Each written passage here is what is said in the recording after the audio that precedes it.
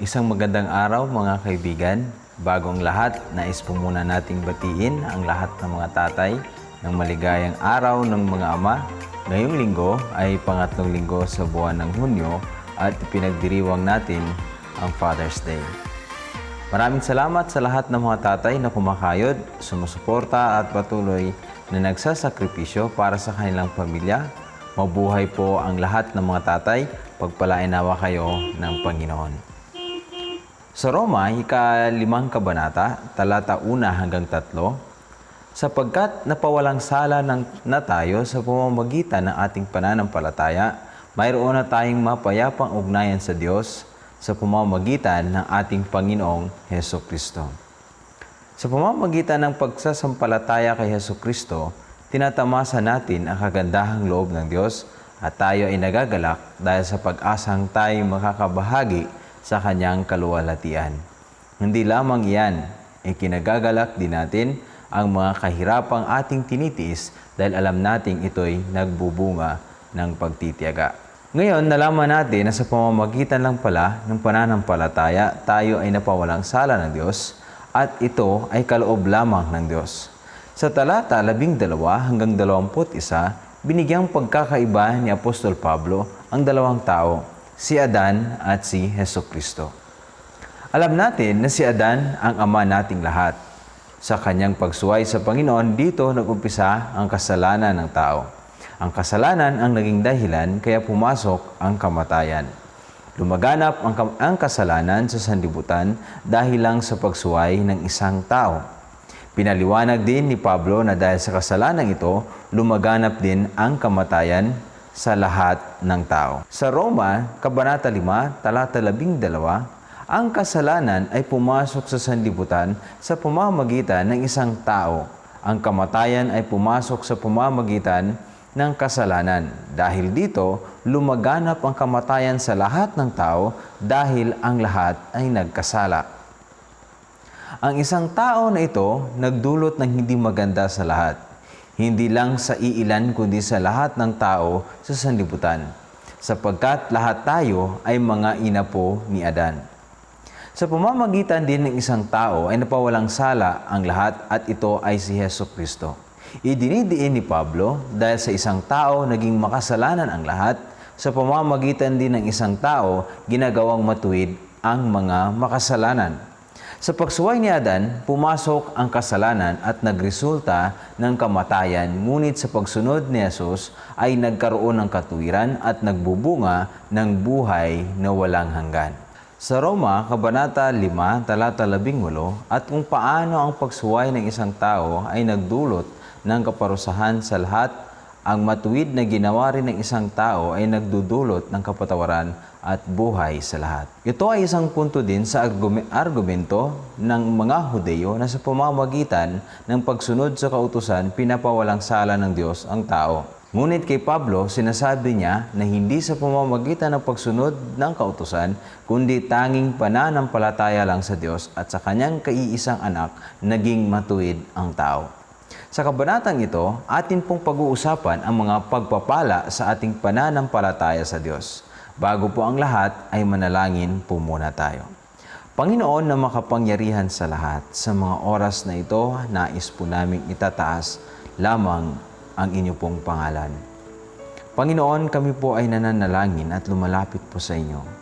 Nagabayan po ninyo kami sa aming pong pag-aaral, Panginoon. Pag-aaral sa inyo pong salita at ang mga katotohanan na aming pong matutunan ngayon, Panginoon, ay sana maisabuhay po namin sa aming pong mga personal na buhay. Maraming salamat, Panginoon, sa inyo pong kabutihan. Gabayan po ninyo kami at dinadalangin po namin na ang banal na Espiritu ang siyang manguna po sa amin sa kasalukuyan dahil hinihiling ko po ito sa pangalan ni Jesus. Amen. Sa Kolosas, Kabanata 2, talata 9 hanggang 10, sapagkat ang buong kalikasan ng Diyos ay na kay Kristo sa kanyang pagiging tao. Kaya't nalubos ang inyong buhay sa pamamagitan ng inyong pakikipag-isa sa Kanya. na siyang nakakasakop sa lahat ng kapangyarihan at pamamahala.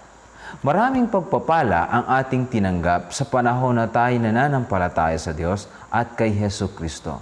Alam nating marami pa tayong tatanggapin balang araw. Ano-ano ang ating pagpapalang natanggap sa panahon na tayo ay nananampalataya? Una, tayo ay napawalang sala. Napag-aralan natin ito noong una na sa pamamagitan ng pananampalataya, tayo ay napawalang sala. Pinatawad na ng Diyos ang ating mga kasalanan. Ito ay isang pangunahing pagpapala sa atin. Napakagandang pakinggan na tayo ay napawalang sala. Ito ay parang isang utang na hindi kayang bayaran, ngunit binayaran ng iba. Ito ay parang isang sakit na hindi kayang gamutin ng anumang gamot, ngunit isang araw ay bigla na lamang nawala at naramdaman natin na tayo ay magaling na. Tayo ay parang isang kriminal na nahatulan sa parusang kamatayan, ngunit dahil sa kagandahang loob ng Diyos na husgado ay pinawalang sala niya tayo. Dahil sa pagsuway ni Adan, siya ay nagkasala at tayo rin ay nagkasala. Ito ang pinakapangunahing problema ng tao, kaya isa sa mga pagpapala na binigay sa atin ng Diyos ay ang pagpapawalang sala sa panahon na tayo ay nananampalataya. Sa Roma, ika-6 na talata, sapagkat noong tayo mahihina pa, namatay si Kristo sa takdang panahon para sa mga makasalanan. Si Hesus Kristo ay namatay para sa makasalanan at hindi para sa matuwid. Kaya sinabi ni Pablo sa talata 7, mahirap mangyaring ialay ni numan ang kanyang buhay alang-alang sa isang taong matuwid. Kahit na maaring may mga has na gumawa nito alang-alang sa isang taong mabuti. Ang talatang ito ay nagpapakita na hindi kailanman kailangan ng doktor ang taong walang karamdaman. Kaya ang bawat makasalanan ay pinawalang sala ng Diyos sa pamamagitan ng pananampalataya. Ang pagpapawalang sala ang una at pinakapangunahing pagpapala na ating natanggap sa Diyos. Pangalawa, mapayapang ugnayan sa Diyos. Ayon po sa salita ng Diyos sa unang talata, sapagkat napawalang sala na tayo sa pamamagitan ng ating pananampalataya, mayroon na tayong mapayapang ugnayan sa Diyos sa pamamagitan ng ating Panginoong Hesukristo. Banal ang Diyos kaya ayaw niya ang kasalanan.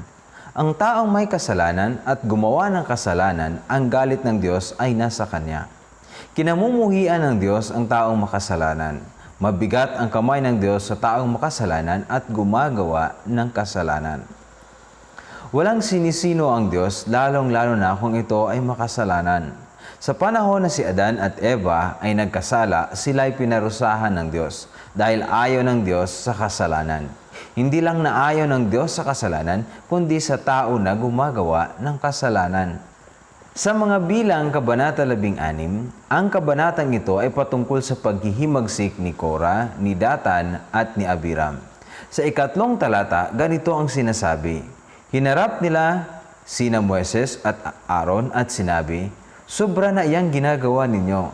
Lahat ng nasa kapulungang ito ay nakalaan kay Yahweh at siya ay nasa kalagitnaan natin. Bakit itinataas ninyo ang inyong sarili higit pa sa kapulungang ito? Makikita nating hindi sila sang-ayon sa pangunguna ni Moises at hinahamon nila ang pagiging pinuno ni Moises. Ang mga kasunod na mga talata ay kasaysayan. Sa talata 31 hanggang 32, mababasa natin na si Korah, Datan at Abiram ay nilulon ng buhay ng lupa. Hindi lamang sila, kasali na rin ang kanilang mga pamilya at ari-arian. Iilan lamang ito sa mga pangyayari sa Biblia na nagpapakita na kinamumuhian ng Diyos ang kasalanan at gumagawa ng kasalanan. Ganito din ang tingin sa atin ng Diyos noon, dahil sa ating mga kasalanan. Subalit dahil sa pananampalataya, kagaya ng sinabi ni Apostol Pablo sa unang talata, tayo ay mayroong mapayapang ugnayan sa Diyos. Pinahupa ni Jesucristo ang galit ng Diyos sa atin at muli niyang pinanumbalik ang mapayapang ugnayan natin sa Diyos. Kaya nakakasiguro tayong hindi tayo susumbatan ng Diyos sa ating mga kasalanan dahil tayo ay iniugnay muli ni Jesus sa pamamagitan ng kanyang dugo. Natupad ang propesiya ni Isias patungkol kay Jesus nang sabihin niya, sapagkat isinilang isang sanggol na lalaki para sa atin. Ibibigay sa kanya ang pamamahala at siya ay tatawaging kahangahangang tagapayo, makapangyarihang Diyos, walang hanggang Ama, prinsipe ng kapayapaan. Sa aking buhay, ako ay natutuwa dahil panatag akong nabubuhay sa sanlibutan na ito, sapagkat alam kong mayroon akong mapayapang ugnayan sa Diyos. At kung darating man ang araw na makakaharap ko ang Diyos, ako ay panatag pa rin sapagkat hindi ako susumbatan ng Panginoon sa mga pagkakamali na aking nagawa dahil sa ginagawa ni Jesucristo sa buhay ko. Sa buhay mo ngayon, nararanasan mo ba ang mga pagpapalang ito? Naranasan mo ba ang mapayapang ugnayan sa Panginoon? Huwag mong sayangin ang pagpapalang ito. Matatanggap mo ito sa pamamagitan ng iyong pananampalataya sa Diyos. Sabi ng salita ng Diyos, kaya't sa pamamagitan ng kanyang dugo, tayo ngayon ay napawalang sala at tiyak na maliligtas tayo sa puot ng Diyos. Tayo ang pinakakawawang nilalang kung ang puot ng Diyos ay nasa sa atin. Pangatlong mga bagay, kinilala tayong mga kaibigan ng Diyos. Sa talata 10, ganito po ang sinasabi ng salita ng Diyos, dati tayo'y mga kaaway ng Diyos, ngunit tinanggap na niya tayo bilang mga kaibigan sa pamamagitan ng pagkamatay ng kanyang anak. At dahil dito, tiyak na maliligtas tayo sapagkat si Kristo ay buhay. Isa din sa nakatuwang malaman na tayo'y kinikilala ng Diyos na kaibigan. Hindi niya lang tayo pinawalang sala, hindi niya lang tayo binigyan ng mapayapang ugnayan, kundi kinilala din tayo ng Diyos na kaibigan. Ang pagiging kaibigan natin sa Diyos ay ang nagdala din sa atin ng maraming pagpapala. Sa kabila ng ating mga kasalanan, sa kabila ng ating pagsuway sa Diyos, nag-uumapaw naman ang kanyang kabutihan. May karapatan ang Diyos na gawin tayong mga alipin, sapagkat binili niya tayo sa napakalaking halaga, ngunit kinilala niya tayo na kanyang mga kaibigan.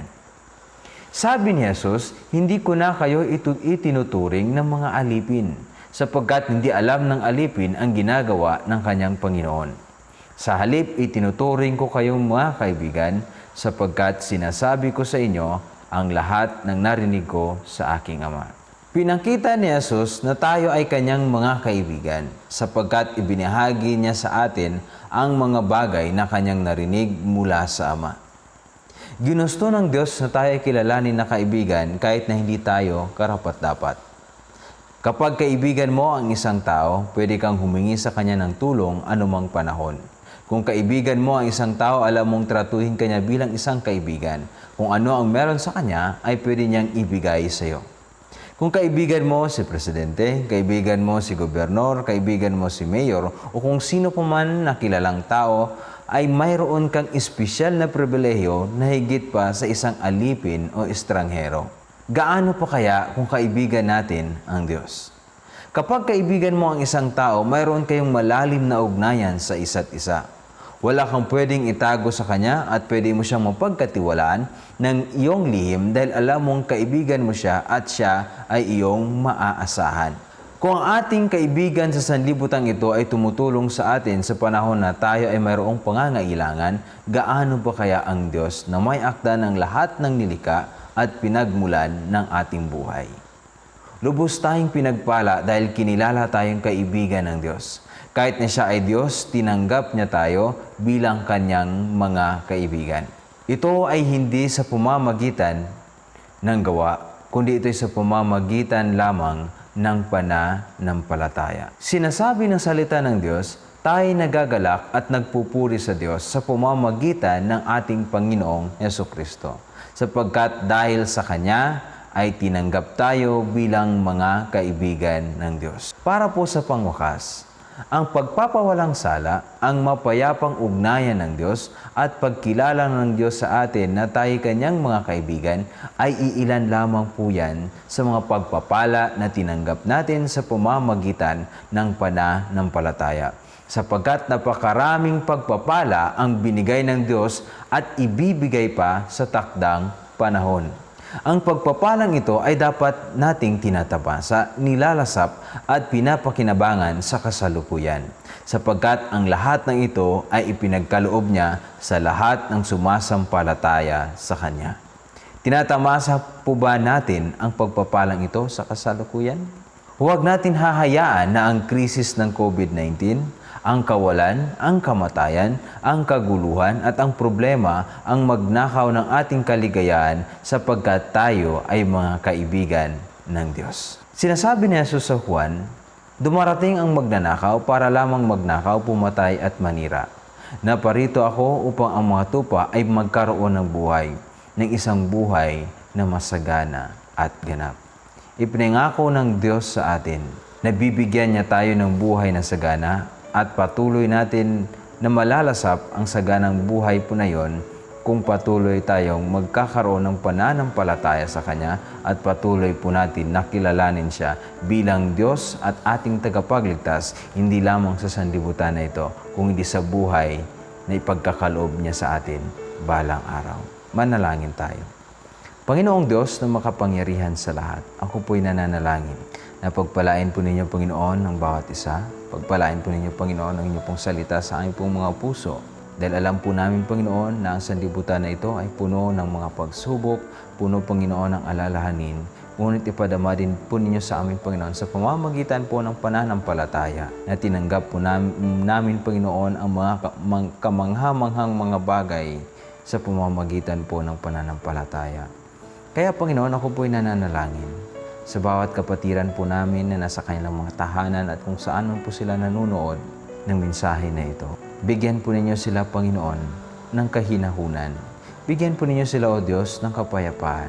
Kung mayroon man po silang mga suliranin, Panginoon, na pinagdadaanan sa kasalukuyan, Ikaw, Panginoong Diyos, makapangyarihan sa kanila, sa lahat ang magbigay sa kanila ng solusyon. Sa mga may karamdaman, Panginoon, sa mga nababahala, sa mga namumroblema, Panginoon, ipakita po ninyo sa kanila na kayo po ay Diyos at Prinsipe ng kapayapaan. Bigyan po ninyo sila ng kapayapaan, Panginoon, at bigyan po ninyo sila ng kahinahunan. Dahil ang lahat ng mga bagay, Panginoon, ay matatanggap lamang po namin sa pamamagitan po ng pananampalataya. Kaya, Panginoon, ako po'y nananalangin. Palakasin po ninyo, Panginoon, ang aming pong pananampalataya. At patuloy po ninyong palawakin, Panginoon, ang aming pong pananampalataya kagaya ng ninanais ng mga disipulo. Dahil hinihiling ko po ito sa pangalan ng Jesus. Amen.